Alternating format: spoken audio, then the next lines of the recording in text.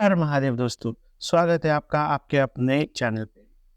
आज इस वीडियो में हम लोग डिस्कस करेंगे एक बहुत ही इंटरेस्टिंग स्ट्रेटजी और कह लीजिए जो स्ट्रेटजी ऐसी है कि इसमें आप 80 से 90% टाइम आप प्रॉफिट बुक करोगे। ठीक, ये बैंक निफ्टी और निफ्टी दोनों में वर्क करेंगे। इस स्ट्रेटजी का नाम है 9 एंड 15 ईएमए स्ट्रेटजी। ठीक है, इसको आपको कैसे यूज़ करना है, इसके लिए आपको सबसे पहले ये आपने बैंक निफ्टी का चार्ट में ले लेता हूँ। अब बैंक निफ्टी के चार्ट में देखिए, उसको आपने टाइम फ्रेम लगा दिया 1 मिनट। ये वैसे तो एक स्कैल्पिंग स्ट्रेटजी है कि इसमें आपको क्या करना है, फट से स्कैल्प करके निकल जाना है प्रॉफिट लेके।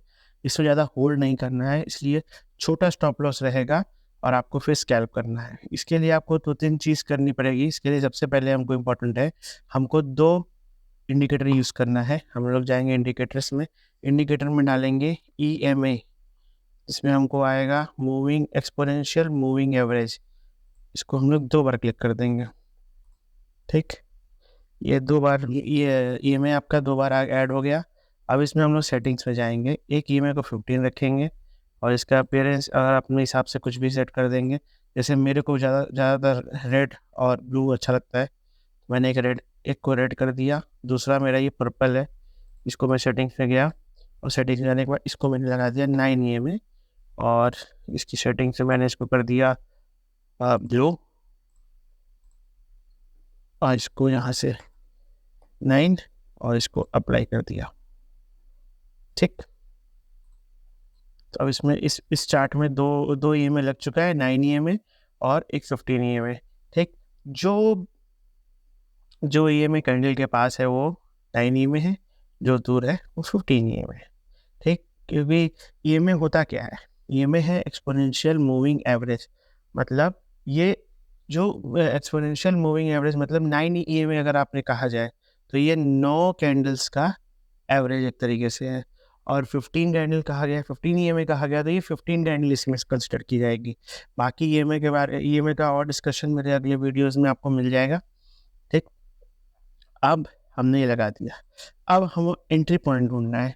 एंट्री पॉइंट पहले तो ये जानना है कि हमको कि ईएमए चलते कैसे है। ये देखिए हमने कैंडल रिमूव कर दी, अब हम ईएमए देख रहे हैं।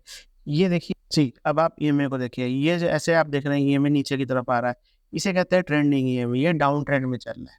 ठीक, अब जब देखते हैं हम लोग इधर देखिए, ये देखिए हाँ ये देखिए ये ईएमए कैसा है, इस ईएमए को कैसा कहेंगे, ये डाउन ट्रेंड में है।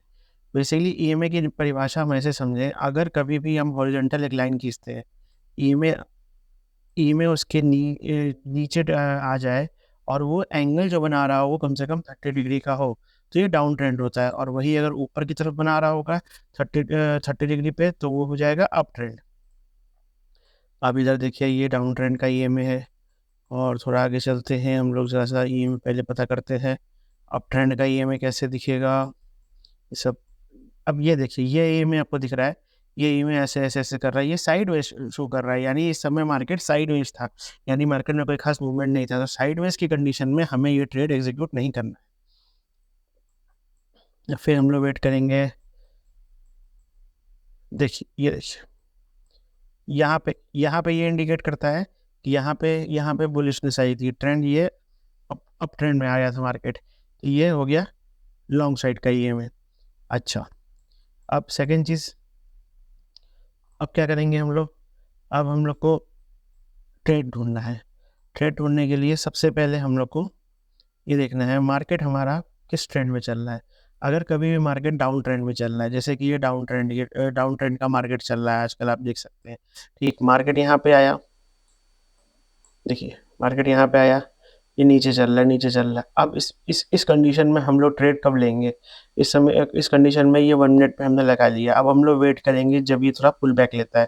देखो ये ईएमए के ऊपर नहीं गई कैंडल, यहाँ पे कैंडल ईएमए के ऊपर नहीं गई, तो हम यहाँ पे ट्रेड एग्जीक्यूट नहीं करेंगे। ठीक है, फॉल हो गया। अभी देखो ये कैंडल आई, ये आपने आई, ये अच्छे से यहाँ पे कंसोलिडेट की थोड़ी देर, अब यहाँ पे हम लोग ट्रेड लेंगे।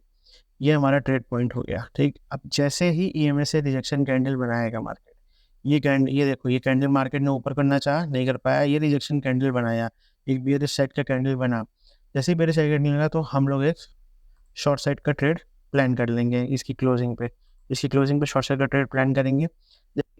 हम लोग वेट करेंगे ये रिजेक्शन कैंडल का। ये एक रिजेक्शन कैंडल आ गई ईएमए के ऊपर, इसने एक ईएमए से रिजेक्शन ले लिया, मार्केट फॉल कर रहा था, मार्केट ने एक पुल बैक लिया और मार्केट आया ईएमए के पास, वहाँ से रिजेक्शन लिया। अब इस कैंडल के बाद हम लोग ट्रेड प्लान करेंगे शॉर्ट साइड का। शॉर्ट साइड का ट्रेड के लिए हम लोग ने इस कैंडल के क्लोज पे हमने ट्रेड लिया। इस कैंडल का जो हाई रहेगा वो हमारा एसएल रहेगा। इस एसएल को हमने 42 पॉइंट्स का एसएल रहेगा। टारगेट वैसे तो हम लोग रख लेंगे वैसे स्कैल्पिंग करना है 1 मिनट की कैंडल में, तो ये मान के चलना है कि जो भी पॉइंट मिल रहे हैं हमको लेके भाग जाना है, क्योंकि हमको 1 से 2 कैंडल रुकना है, उससे नहीं रुकना है। ठीक, वैसे टारगेट इसके लिए हम लोग कुछ भी रख सकते हैं 40 और इसके लिए हम लोग रख देते हैं 1:2 का टारगेट रख देते हैं, 1:1.5 कर देते हैं, 80 पॉइंट्स का 1:2 का टारगेट रख दिया हमने। अब 1:2 का टारगेट रख दिया। अब देखते हैं क्या होता है। ये देखिए नेक्स्ट कैंडल आई, नेक्स्ट कैंडल आई,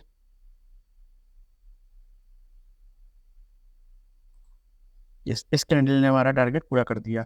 ठीक, इस तरह से हम लोग ट्रेड लेंगे। अब जैसे कि आप लोग देख रहे हैं यहाँ पे ग्रीन कैंडल आ गई है, तो ये स्कैल्पिंग के लिए नहीं रहा, हम लोग को यहीं पे हम लोग को एग्जिट कर देना है।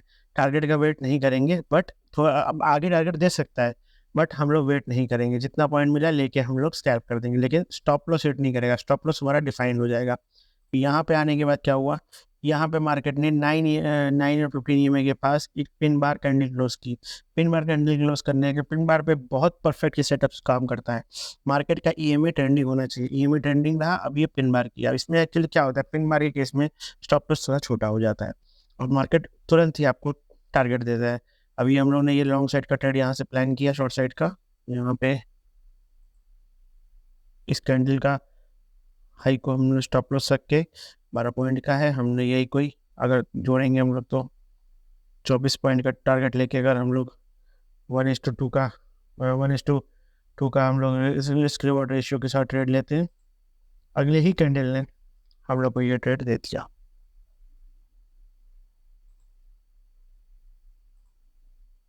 अब हम लोग लॉन्ग साइड का ट्रेड प्लान करते हैं, देखते हैं। अब हमने यहाँ पे देख रहे हैं मार्केट ओपन हुआ है, मार्केट यहाँ पे ओपन हुआ, मार्केट पूरा साइडवेज चल रहा था, ईएमए भी साइडवेज था, कोई ट्रेड नहीं बना। ईएमए यहाँ पे ट्रेंडिंग हो गया, यहाँ पे ट्रेंडिंग हो गया। एक जोन था जिसको इंट्राडे पे इसने क्रॉस किया होगा, ब्रेकआउट दिया होगा, एंड मार्केट ये ट्रेंडिंग हो गया, ईएमए ट्रेंडिंग हो गया। हमको हमारा सेटअप नहीं आया, हमको एंट्री नहीं मिली, कोई बात नहीं, हम वेट करेंगे वेट करेंगे वेट करेंगे। देखो ईएमए के पास आया, ईएमए के पास आने के बाद ईएमए पे इसने एक हैमर कैंडल या फिर कह लो आप बुलिश कैंडल क्लोज कर दी। अब बुलिश कैंडल क्लोज करने के बाद अब इसके बाद हम लोग लॉन्ग साइड की पोजीशन यहाँ पे ऐड करेंगे, यहाँ पे हम एंट्री करेंगे इस कैंडल का। इस कैंडल का जो लो रहेगा वो हमारा स्टॉप लॉस रहेगा, और 1:2 का जैसे मान के चलेंगे 1:2 का हम लोग टारगेट लेके चल रहे हैं। इसमें हमने यहाँ पे ट्रेड प्लान करेंगे लॉन्ग साइड का। अब देखो क्या होता है, देखो तुरंत ही अगली ही 2 कैंडल में टारगेट हिट हो गया, स्टॉप लॉस नहीं है हमारा। स्टॉप लॉस मात्र आ गया 18 पॉइंट का, 18 पॉइंट का स्टॉप लॉस, यानी प्रीमियम पे देखोगे तो लगभग 9 पॉइंट का प्रीमियम, 9 पॉइंट। बैंक निफ्टी के लिए कुछ नहीं होता है, इतना छोटा स्टॉप लॉस के साथ हम ट्रेड ले रहे हैं और टारगेट हिट कर रहे हैं लगभग 38 यानी 18 पॉइंट, 20 पॉइंट। एक स्कैल्पर के लिए 20 पॉइंट बहुत होता है, उतना लेके वो बाहर हो गया। ठीक है, अब हम लोग इस पर फिर कोई बात नहीं, इसे हमने ट्रेड लिया। अब इसके बाद हम लोग फिर वेट करेंगे, फिर एक एग्जिट कर दिया, इसका हमको ट्रेड मिला, हम एग्जिट कर गए। अभी देखो फिर ईएमए के पास आया, देखो फिर ईएमए के पास इसने पिन बार सेटअप बनाया। अभी पिन बार के बाद हम फिर एंट्री ले सकते हैं, फिर हमने देखा ये पिन बार सेटअप बना। अब इस पिन बार पे हम लोग फिर ट्रेड प्लान करेंगे, और फिर ट्रेड प्लान करने के लिए हमने फिर इसके लॉन्ग साइड का ट्रेड यहाँ पे प्लान किया। इसके हाई पे हमने ट्रेड लिया, इसका जो लो है ये हमारा स्टॉप लॉस हो गया अराउंड 20 पॉइंट का, 20 पॉइंट का स्टॉप लॉस हो गया। टारगेट हमारा रहेगा 40 पॉइंट। ठीक, अब हम इसको देखते हैं कितनी कैंडल में अचीव करते हैं। फिर